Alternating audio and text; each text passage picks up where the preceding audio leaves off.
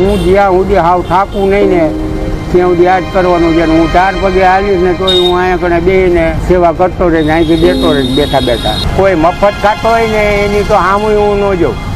વળી એને એમ થાય કે હું મફત ખાઉં છું ને બાપા મારી સામે જોવે છે ને 2 રોટલી મેં વધારે કરી લેવું નહીં.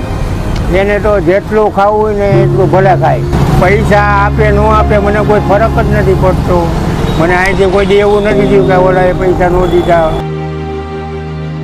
મોરબીના સુરતબાગ રસ્તાની સાઈડમાં આવેલો છે બચ્ચુ દાદા કા ઢાબા.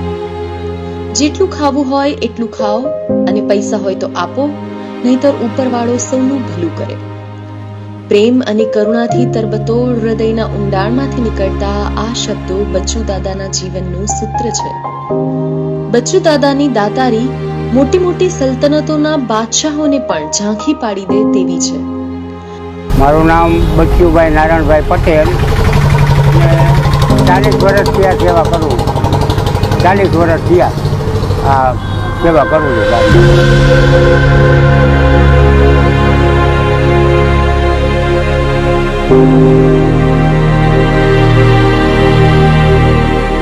થાળીમાં એવું છે કે છેલ્લો ભાવ 40 રૂપિયા છે, પણ 40, 30, 20, 10 ન હોય તો 40 વર્ષથી અમારા આમ નામ હાલે છે અને અમારો રામ રોળવે છે, અમારા ગુરુની કૃપા રોળવે.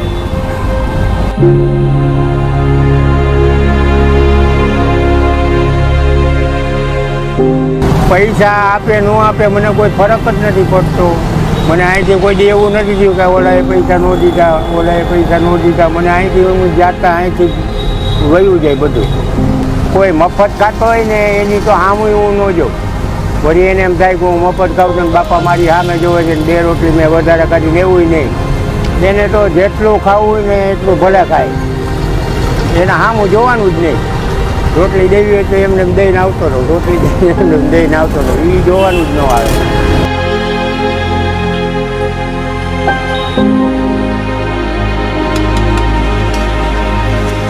કોઈ મને પૂછે કે ભાઈ તમે મને ભરપેટ આપશો ને, તો હું કહું કે જો ભાઈ લોટનો ડબ્બો ભર્યો છે અને સાંજના 4 વાગ્યા સુધી ચાલુ છે, તારાથી જેટલું ખવાય એટલું ખા, આપણે લોટનો ડબ્બો ભરેલો જ છે.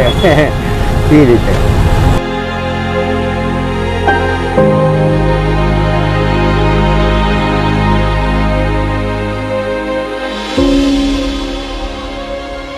બચ્ચુ દાદા છેલ્લા 40 વર્ષથી રસ્તા પર આ રીતે સેવા કાર્ય કરી રહ્યા છે.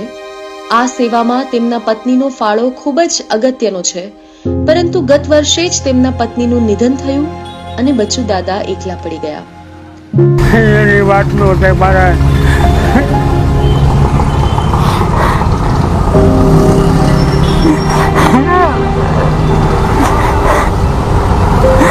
એ મારી અન્નપૂર્ણા હતી. અન્નપૂર્ણા જેટલું એને બધું આ કરી દીધું છે. મને શક્તિ મને એની જ છે, નકર તો હું આ કાંઈ કરી ન આવું.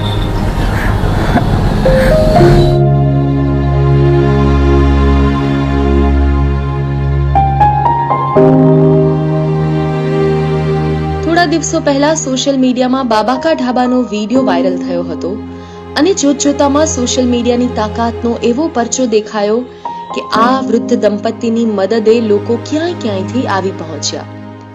જો કે બચ્ચુ દાદાની કહાણી હજુ સુધી સોશિયલ મીડિયામાં એટલી હદે વાયરલ નથી બની.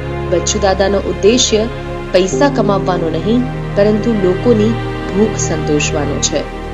હું જ્યાં સુધી હાવ થાકું નહીં ને ત્યાં સુધી આ જ કરવાનું છે. હું 4 પગે હાલીશ ને તોય હું અહીંયા કણે બેસીને સેવા કરતો રહીશ, અહીંથી દેતો રહીશ બેઠા બેઠા.